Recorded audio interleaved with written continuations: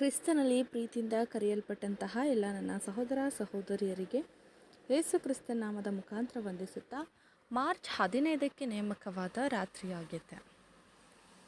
ಜೀವಕ್ಕೆ ನಡೆಸುವ ದ್ವಾರವು ಇಕ್ಕಟ್ಟಾದದ್ದು, ದಾರಿಯು ಬಿಕ್ಕಟ್ಟಾದದ್ದು ಆಗಿದೆ.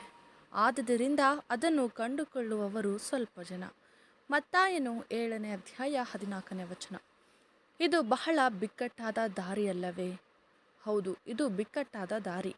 ಇದು ಕರ್ತನ ಯೋಜನೆಯನ್ನು ಧಾರಾಳವಾಗಿ ಒಪ್ಪಿಕೊಳ್ಳುವವರಿಗೆ ಮಾತ್ರ ಸಾಧ್ಯವಾಗುತ್ತದೆ ಮತ್ತು ಬೇರೆ ಎಲ್ಲ ಯೋಜನೆಗಳನ್ನು, ಉಪಾಯಗಳನ್ನು ಮತ್ತು ಪ್ರಶ್ನಿಸುವುದನ್ನು ತಿರಸ್ಕರಿಸಲು ಇಚ್ಛಿಸುವವರು ಅದರ ಸೇವೆಗೆಂದು ಪೂರ್ಣವಾಗಿ ತಮ್ಮನ್ನೇ ಒಪ್ಪಿಸುವವರಿಗೆ ಮಾತ್ರ ಈ ದಾರಿಯಲ್ಲಿ ಒಪ್ಪಿ ನಡೆಯಲು ಸಾಧ್ಯ.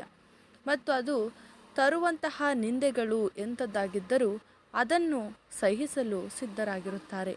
ನೀವು ಪ್ರತಿದಿನ ದೈವಿಕ ಗುಣಲಕ್ಷಣವನ್ನು ಹೊಂದುವುದಕ್ಕೆ ಮತ್ತು ದೇವರ ನೀತಿಯುಳ್ಳ ಮಾರ್ಗಗಳನ್ನು ಕುರಿತು ತಿಳಿಸುವುದಕ್ಕೆ ಪ್ರಯತ್ನಿಸುತ್ತಿದ್ದೀರಾ? ನೀವು ಸತ್ಯದಲ್ಲಿ ಚಿರಪರಿಚಿತರಾಗುವುದಕ್ಕೆ ಶ್ರದ್ಧೆಯಿಂದ ಪ್ರಯಾಸ ಪಡುತ್ತಿದ್ದೀರಾ?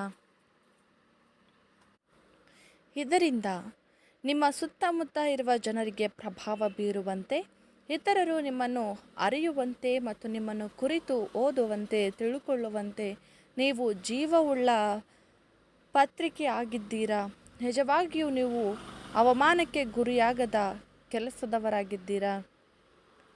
ತಮ್ಮನ್ನೇ ಕರ್ತನಿಗೆ ಅರ್ಪಿಸುತ್ತಿರುವಂತೆ ನೀವು ನಿಜವಾಗಿಯೂ ಅರ್ಪಿಸುತ್ತಿದ್ದೀರಾ.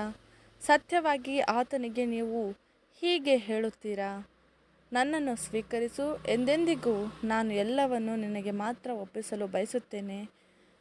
ಹಾಗಿದ್ದರೆ ನೀನು ಒಂದೇ ಮನಸ್ಸುಳ್ಳವನಾಗಿ ಹೀಗೆ ಸ್ತುತಿಗಳನ್ನು ಪ್ರಚುರಪಡಿಸುವುದಕ್ಕಾಗಿ ಮತ್ತು ಬೇರೆಯವರನ್ನು ಆತನ ಆಶ್ಚರ್ಯಕರವಾದ ಬೆಳಕಿನಲ್ಲಿ ನಡೆಸುವುದಕ್ಕಾಗಿ ಬೇರೆಲ್ಲವನ್ನು ಬಿಟ್ಟು ಇದೊಂದನ್ನು ಮಾತ್ರ ಮಾಡುವವನಾಗುತ್ತೇನೆ ಮತ್ತು ನನ್ನ ಪರಲೋಕ ತಂದೆಗೆ ಜ್ಞಾನವುಳ್ಳ ಸೇವಕನಾಗಿ ಕೊನೆಯವರೆಗೂ ನಾನು ಹೊಂದಿರುವಂತಹ ತಲಾಂತುಗಳನ್ನು ಬಳಸಿಕೊಂಡು ಅದನ್ನು ಉಪಯೋಗಿಸುತ್ತೇನೆ ಎಂಬುದೇ. ಆಮೆನ್.